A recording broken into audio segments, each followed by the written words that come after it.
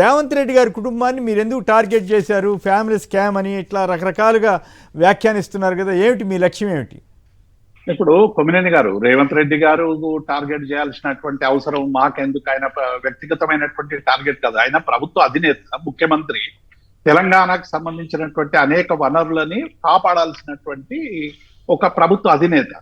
కాబట్టి ఇవాళ సహజంగానే రేవంత్ రెడ్డి గారికి సంబంధించినటువంటి కుటుంబ సభ్యుల మీద చాలా ఆరోపణలు వస్తా ఉన్నాయి. నిన్న కేటీఆర్ గారు స్పష్టంగా చేసినటువంటి ఆరోపణ ఏంది? ఒక ఉద్యోగి లేడు, 1 లక్ష మూలధనం లేదు, గతంలో పనిచేసినటువంటి అనుభవం లేదు, అయినప్పటికీ కూడా 5 ఎకరాలు 200 కోట్ల రూపాయలకు సంబంధించినటువంటి విలువైన భూముల్ని దారాదత్తం చేయడానికి ప్రయత్నం జరుగుతున్నదని ఒక ప్రతిపక్ష పార్టీగా మా దృష్టికి వచ్చినటువంటి అంశాన్ని మా దగ్గర ఉన్నటువంటి సమాచారం మేరకు పత్రికల ముందు ఉంచేటువంటి ప్రయత్నం చేసినాం. ఇది ఒక్కటే కాదు, అనేక విషయాల్లో ఇవాళ ఏది రియల్ ఎస్టేట్ కు సంబంధించినటువంటి అంశంలో కానీ, మైనింగ్ అంశంలో కానీ, హిల్ట్ పాలసీకి సంబంధించినటువంటి అంశం కానీ, ఒక ప్రతిపక్ష పార్టీగా మేము టార్గెట్ సహజంగానే రేవంత్ రెడ్డి అని కనబడుతుంది. ఎందుకంటే వారు ముఖ్యమంత్రి కాబట్టి ఈ తెలంగాణ ప్రాంతంలో ఏది జరిగినా సహజంగానే రేవంత్ రెడ్డి వైపు చూపులు పోయేటువంటి అవకాశం ఉంటుంది. ప్రత్యేకంగా వారి బ్రదర్స్ సంబంధించినటువంటి అంశం మనం కొత్తగా చెప్పుడు కాదు కదా కొమ్మినేని గారు, అంతటా అన్ని రకాలుగా అది ప్రచారంలోకి వస్తున్నటువంటి అంశం. దాన్ని ప్రభుత్వం గమనించి విచారించి ఇగో ఇటువంటి ఏవి ఆరోపణలు సరైనది కాదు, ఇది తప్పుడు ఆరోపణలు చెప్పేటువంటి ప్రయత్నం చేయాలి తప్ప అడిగిన ప్రతి ఒక్కరిని ఎదురుదాడి చేసేటువంటి ప్రయత్నం అనేటువంటిది ఇది సరైనది కాదనేటువంటిది మేము అనేక సందర్భాల్లో చెప్తాము. ఇప్పుడు మీరు చేసే ఆరోపణలన్నిటికీ ఆధారాలు ఉన్నాయా? ఇప్పుడు కొమ్మినేని గారు, ప్రతిపక్ష పార్టీగా ప్రజలు మాకు చెప్పినటువంటి అంశాలని, మాకు ప్రజాబాహుల్యంలో తెలిసినటువంటి అనేక ఆధారాలని చూపించి మేము చెప్పేటువంటి ప్రయత్నం చేస్తాం. ఇప్పుడు చాలా సందర్భాల్లో చెప్పిన వాటికి జవాబులే ఉండవు. ఇవాళ మళ్ళీ రేపు ఒక ఇష్యూ వస్తుంది, మళ్ళీ రేపు దానికి పోతాం, ఎల్లుండి ఇంకొక ఇష్యూ వస్తుంది. ఇప్పుడు ఎట్లయిపోయిందంటే అందరంతా వేగంగా అవినీతి పోతనే ఉన్నది, శాంతాడంతా కొండంత లాగా. దాన్ని పట్టుకునేటువంటి శక్తి కానీ సామర్థ్యం కానీ ప్రతిపక్షాలకు ప్రజలకు లేనంత వేగంగా పోతున్నటువంటి అంశాన్ని మనం రోజు చూస్తున్నాం కదా. కొమ్మినేని గారు, ఇది ఒక్కటే కాదు, చాలా విషయాలు, ఒక్క అంశం కాదు, రోజు అనేక అంశాలు బట్టబయలు అవుతా ఉన్నాయి. వాటికి సంబంధించి ప్రభుత్వం సమాధానం చెప్పుకోవాలి.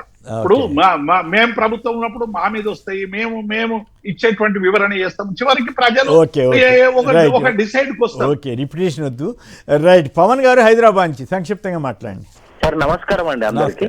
మాట్లాడండి. అది ఇప్పుడు అదేదో కంపెనీలో 200 కోట్ల భూమి ఏదో మాట్లాడుతున్నారు కదా మీరు ఇప్పుడు. అయితే అది నేను వీడియో కూడా చూసాను, కేటీఆర్ పెట్టిన press the.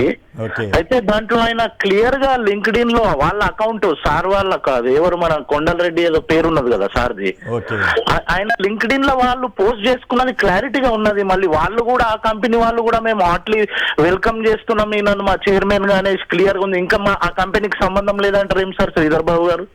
Okay, right. Congress అధికార ప్రతినిధి గారు ఉన్నారు, వారు ఏం చెప్తారు విందాం. విఠల్ గారు, మీరు కూడా దీని మీద చెప్పండి. మళ్ళీ రఘునందన్ గారు కూడా మరొక ఆరోపణ చేశారు, మరో 200 కోట్లని. ఇదంతా కావాలని చేస్తున్నారా, లేకపోతే నిజంగానే ఏమంటారు, సాక్ష్యాధారాలు ఉన్నాయా? సార్, సహజంగా రాజకీయ నాయకులు మాట్లాడేటప్పుడు ఎంతో కొంత ఆధారాలను బట్టి మాట్లాడాలి, లేకపోతే అబాస్ పాలవుతుంది సహజంగా ఎవరైనా. సో ఆధారాలు ఉన్నాయి కాబట్టి బహుశా మా రఘునందన్ గారు మాట్లాడి ఉంటారు, ఆధారాలు ఉన్నాయి కాబట్టి మన కేటీఆర్ గారు మాట్లాడి ఉంటారు. కానీ ఇది ఇప్పుడు మొత్తం ప్రజలకు ఏమైపోయింది సార్, ఎవరు వచ్చినా ఇంతే అనుకోటి నిరాశ నిస్పృహవాదానికి వెళ్ళిపోతుంది. అంటే అధికారంలో ఉన్నటువంటి పాలకులు ఎవరైనా ప్రభుత్వ ఆస్తులని, ప్రజల ఆస్తుల్ని కాపాడుకోవాల్సిన అవసరం.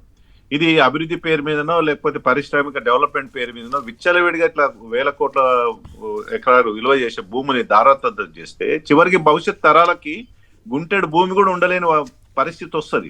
అదృష్టవశాత్తు తెలంగాణలో లక్షలాది ఎకరాల ప్రభుత్వ భూమి ఉండే, ఇవాళ పంచుకుంటూ 22A మీద కూడా ఏదో గొడవ జరుగుతా ఉంది కదా, ఇప్పుడు జాబితాలో పెడుతున్నారు. మన కేటీఆర్ గారు ఆ ఇష్యూ కూడా రైజ్ చేసినట్టున్నారు. ఇప్పుడు మన దేవప్రసాద్ గారు, మేము కూడా ఉద్యోగ సంఘాలకు వెళ్ళి వచ్చినాం, ఉద్యోగుల ప్రవర్తన తీరు ఎట్లా ఉంటుందో చెప్పాము.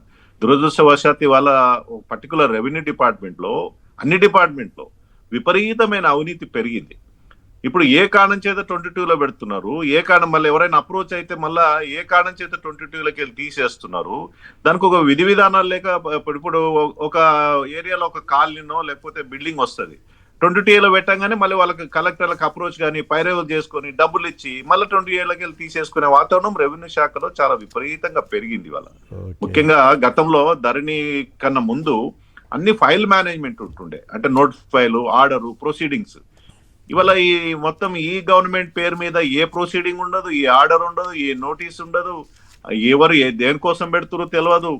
అంటే ధరణిలో కానీ ఇప్పుడు భూభారతిలో కానీ ఒక ట్రాన్స్పరెన్సీ లేని విధానం తీసుకొచ్చడం ద్వారా భవిష్యత్తులో చాలా సమస్యలు వస్తాయి. ఎవరైనా కోపం ఉంటే ఎవరైనా అపోజిషన్ లీడర్ల భూమి కూడా మాయం చేయొచ్చు ధరణిలో, భూభారతిలో, ఎవరికి ఏ ఆర్డర్ లేకుండా. కీలకమైన ఇలాంటి వాతావరణం ఉంది. ఇది ముఖ్యంగా ప్రభుత్వము దేశవ్యాప్తంగా, అంటే ఇతర దేశాల్లో చూస్తాం సార్, మీకు బాగా తెలుసు, అన్ని దేశాల్లో లీజ్కి ఇస్తారు ప్రభుత్వం, వేలం వేయరు. కానీ మన భారతదేశం విషయానికి వస్తే ముఖ్యంగా తెలుగు స్టేట్ లో అన్ని ప్రభుత్వ భూములు అమ్మకమే. ఇక్కడ కనీసం కాదు ఇక్కడ కనీసం 100 కోట్లు 150 కోట్లు సంపాదిస్తున్నారు ఎకరానికి. అక్కడ ఎకరా మీ ప్రభుత్వం అక్కడ 99 పైసలకే 20 ఎకరాలు 30 ఎకరాలు ఇచ్చేస్తా ఉంది. మీరు మీ నేను అదే చెప్తున్నాను సార్, ఈ విధానము మారాలి, భవిష్యత్ తరాలకు భూములు లేకుండా ఆ సలహా ఏదో ఏపీ ప్రభుత్వానికి కూడా ఇవ్వండి, మీ ప్రభుత్వానికి కూడా ఇవ్వండి. డైరెక్ట్ గా అక్కడ ఇండియాలో భారతీయ పార్టీ, మా భారతీయ జనతా పార్టీ పరిపాలించట్లేదు కదా సార్. మరి మీకు కూటమిలో భాగస్వాములు కాదా మీరు? మీ మంత్రి లేడా అక్కడ? మీ మంత్రి గారు ఉన్నారు కదా, మీ మంత్రి గారు కూడా ఉన్నారు. రైట్, ఓకే, అది వేరే చర్చ అనుకోండి. రైట్, చెప్పండి, ఏమిటి రేవంత్ గారి ఫ్యామిలీని ఎందుకు టార్గెట్ చేస్తున్నారు, వాళ్ళ తమ్ముల్ని ఎందుకు టార్గెట్ చేస్తున్నారంటే ఆధారాలు ఉన్నాయి కదా అంటున్నారు దేవిప్రసాద్ గారు కానీ మన విఠల్ గారు కానీ. మీరేం సమాధానం ఇస్తారు? దానితోటి 2 ఇష్యూస్, 2 అంశాలు. నిజంగానే ముఖ్య నేత ఎవరో మంత్రుల పిల్లల్ని కూడా మంత్రుల పిల్లల మీద నిఘా పెట్టారు, తద్వారా బ్లాక్మెయిల్ చేస్తున్నారంటూ నమస్తే తెలంగాణ ఒక కథనాన్ని ఇచ్చింది. దాని మీద కూడా మీరు మాట్లాడదలిస్తే మాట్లాడండి. సరే, ఇప్పుడు గత ప్రభుత్వం 10 సంవత్సరాలు పాలన చేసినప్పుడు వాళ్ళు ఎట్లా అవాస్ పాలైనారు? కుటుంబం అంతా డైరెక్ట్ గా అధికారంలో ఉండి దోచుకొని దొబ్బి తిన్న దాంతో బద్నామయ్యారు. సో కుటుంబం అంతా కూడా కల్లకుంట్ల కుటుంబం అంతా స్కామ్ల కుటుంబం అంతా తేలింది. కాబట్టి ఇలా రేవంత్ రెడ్డి గారి కుటుంబ సభ్యులు ఎవరు డైరెక్ట్ గా గవర్నమెంట్ లో ఇన్వాల్వ్ అయ్యి ఎవరికి ఒక 10 ఆయన ఇవ్వాలి, ఆయన మాత్రమే అధికారంలో ఉన్నారు. ఫ్యామిలీ అన్నప్పుడు డెఫినెట్ గా ఆయన ముఖ్యమంత్రి రావడం కోసం కుటుంబము తనకు సంబంధించిన వాళ్ళంతా కూడా పని చేశారు. డెఫినెట్ గా ఎవరికి వాళ్ళు వెనక ఉండి ముఖ్యమంత్రి గారు చేసేదానికి ప్రొటెక్ట్ చేసుకోవాల్సిన బాధ్యత వాళ్ళకు ఉంది. వాళ్ళు పని చేస్తారు, అందరూ ఉంటారు. అయితే అక్కడ కుటుంబాన్ని బ్లేమ్ చేశాం కాబట్టి ఇక్కడ కూడా రేవంత్ రెడ్డి గారి కుటుంబాన్ని బ్లేమ్ చేయాలి. ఇక్కడ కుటుంబాల్లో రాజకీయంగా ఉన్నటువంటి వాళ్ళ కుటుంబ పిల్లలను బ్లేమ్ చేయాలి అన్నది వాళ్ళు టార్గెట్ గా పెట్టుకున్నారు. కాబట్టి పదే ఏ సంబంధం లేనటువంటి వాటిని తీసుకొచ్చి అటాచ్ చేసి అంటగట్టి బ్లేమ్ చేసే పనిలో ఉన్నారు. జస్ట్ ఇట్లా ఏమంటారు, బట్టగాల్చి మీ దేశం వదిలేయాలి, దాన్ని ఏం ప్రూవ్ చేసే బాధ్యత వాళ్ళకి లేదు. ఎందుకంటే నరం లేని నాలుక కదా, ఏదైనా చెప్పొచ్చు అనుకుంటున్నారు. ఇలాగే గతంలో కూడా మాట్లాడారు అమృత స్కామ్స్ గురించి, అలాగే ఇప్పుడు సోలార్ గురించి మీరు చెప్పినారు. సరే, 2 స్కీమ్లు కేంద్ర ప్రభుత్వానివే, కేంద్ర పరిధిలో ఉండేటివే. మరి ఇప్పుడు అట్లాంటప్పుడు ఆ టెండర్ అన్ని ఏమవుతాయి సార్? అవన్నీ గ్లోబల్ టెండర్స్ ఉంటాయి వాటికి జరిగినటువంటి దాంట్లో. మరి ఇందులో ఏమవుతుందో కేంద్రానికి కూడా అర్థమవుతుంది కదా సార్. మరి రాష్ట్రం ఏం చేస్తుంది దానికి సంబంధించి? ఎందుకు ఇంత బద్నాం చేసే పనులు చేస్తారని అడుగుతున్నాను. మోర్ ఓవర్, ఇవాళ కేసీఆర్ 10 సంవత్సరాల అధికారంలో ఉన్న నాడు లీజులకున్న భూములు రెగ్యులరైజ్ చేసుకున్నారు. ఆయన పార్టీ ఆఫీస్ కి ఆల్రెడీ రాజశేఖర రెడ్డి గారు ఉన్న సందర్భంలో ఇచ్చిన ఈ తెలంగాణ భవన్ ఆనాడు దివంగత నేత మా నేత రాజశేఖర రెడ్డి గారు ఇచ్చిన పుణ్యాన్ని ఇవాళ మీరు అంత పెద్ద బిల్డింగ్ కట్టి ఆ పక్క ఉన్నవి కూడా అన్ని కబ్జా పెట్టేసుకున్నారు. ఇవాళ మీరు మళ్ళీ అది సరిపోదనకుండా ఎకరం 100 కోట్లు ఉన్న దగ్గర 11 ఎకరాలు పార్టీ ఆఫీస్ కావాలని మీరు కోకాపేట ఏరియాలో ఎందుకు తీసుకున్నారని అడుగుతున్నాం సార్. సో అంటే నీవు మాత్రం ఏమైనా చేయొచ్చు నీకు అధికారం ఉన్నప్పుడు. పక్కోడు ఇవాళ చేసేటువంటి దానికి అది జరిగిందో జరగలేదో భగవంతుడికి తెలుసు. ఇవాళ మంత్రి గారే స్వయాన నా శాఖలో ఏం జరుగుతుందో నాకు తెలియకుండా జరుగుతుందా?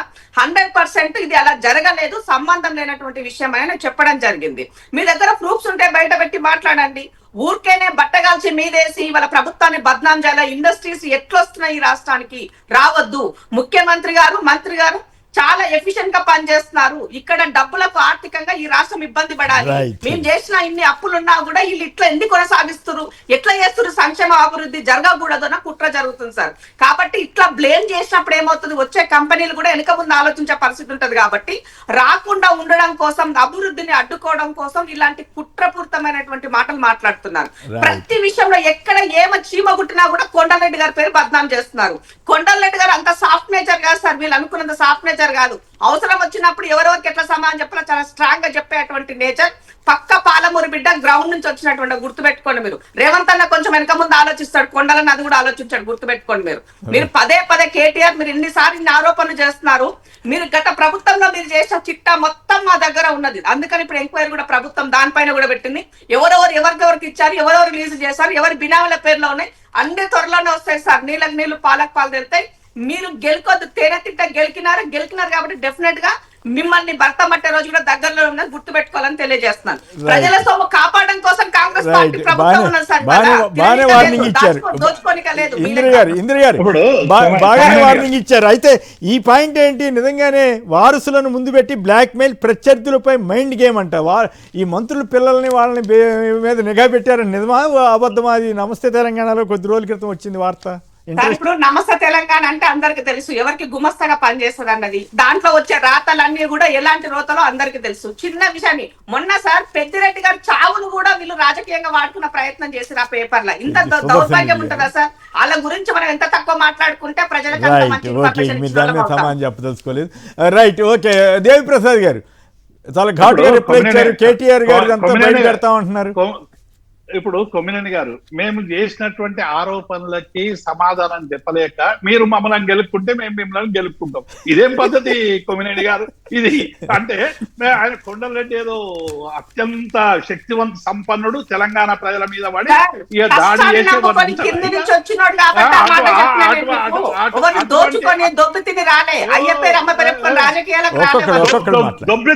ఇప్పుడు దొబ్బి తిన్నాడు కాబట్టే ఎంట గన్మెన్లను పెట్టుకొని తిరుగుతున్నాడు. ఏమున్నదని అధికారం ఏం దొబ్బి తినడానో ప్రజలు చూస్తున్నారు. మీరు నేను చెప్పనక్కర్లేదు.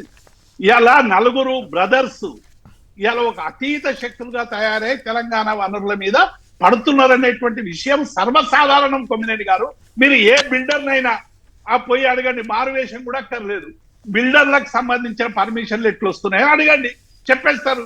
ఇవాళ ఏ రేట్లు వస్తున్నారు, ఏ బ్రదర్స్ వస్తున్నారు, ఆయనకి ఎంతమంది బ్రదర్లు అని. నేను ఏమంటున్నా, ఒక ప్రతిపక్ష పార్టీగా మేము చేసినటువంటి సమాధానం ఇప్పుడు మేము చేసినాం అనుకోండి. అవినీతి 9 సంవత్సరాల్లో అవినీతి జరిగింది, చేయండి. దమ్ముంటే విచారణ చేయండి, తేల్చండి.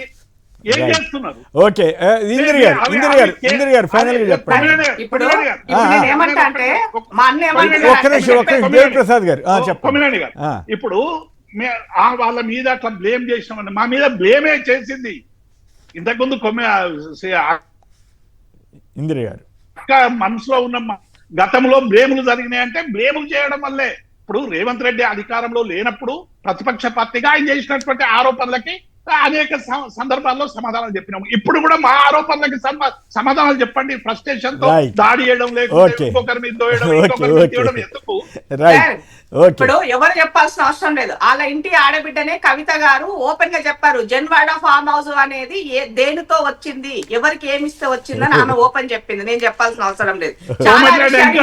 ఇంటి గుట్టు ఈశ్వరుడు అన్నట్టు మీ ఇంటి గుట్టు మీ ఇంటి ఆడబిడ్డ చెప్పింది.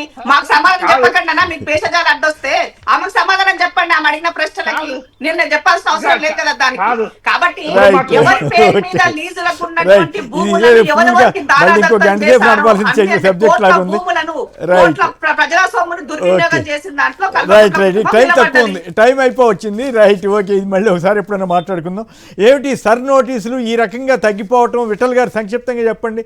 ఈ తాజా పరిణామాల్లో ఈ 60 లక్షల ఓట్లు తగ్గిపోయే పరిస్థితి అంటే ఏమర్థం చేసుకోవాలి? గతంలో ఎన్నికలు సరిగా జరగలేదనా, ఇప్పుడు అక్రమంగా జరుగుతున్నాయనా, లేకపోతే అక్రమంగా తొలగిస్తున్నారనా? ప్రకాష్ రాజ్ గారు ఓటు కూడా పోయిందంటున్నారు అక్కడ కర్ణాటకలో. సో ఓవరాల్గా సంక్షిప్తంగా దీని మీద మీ కామెంట్ ఏమిటి? ఇప్పుడు ఈ నెల రోజులు జాగ్రత్త పడతారా? సార్ ఒక్కటే మాట సార్, ఇప్పుడు మన రాష్ట్ర జనాభా మొన్న రాష్ట్ర ప్రభుత్వం చేసినటువంటి సమగ్ర సర్వేలో 3,68,00,000 సార్, వాళ్ళు తేల్చిందే.